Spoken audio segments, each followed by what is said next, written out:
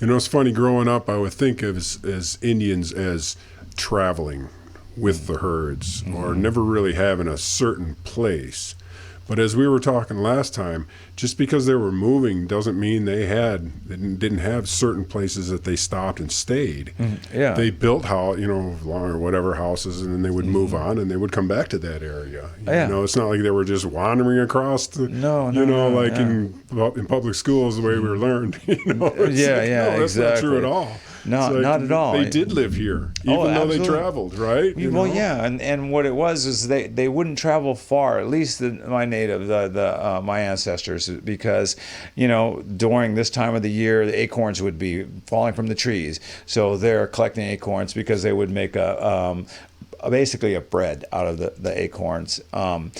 They would pound them. They would leach out all the bitterness in the creeks. That's why you have all the mortars that from around here. I've seen those. Yeah, right. and so and then certain time of year they would be collecting mussels in abalone and when the acorns stopped falling and moved on to the mussels. they would just and the beautiful part about it is that if one area that year wasn't really producing much, they would leave it alone for 7 years, and then they would come back. They wouldn't overplant they wouldn't deplete it. Over deplete it. Yeah. They would not deplete it. They would just go ahead and let it come back naturally. Right.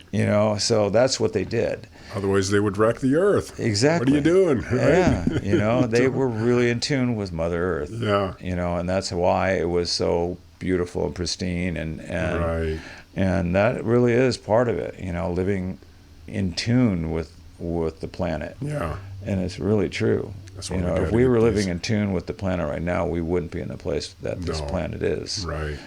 So let's get together and let's try to save it.